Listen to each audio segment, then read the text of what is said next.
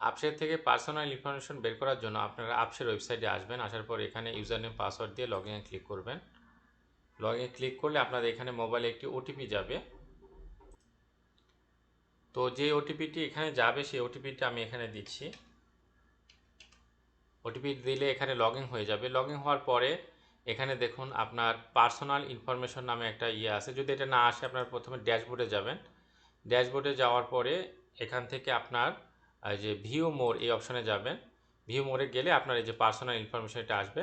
তো এখান থেকে কিবোর্ড থেকে কন্ট্রোল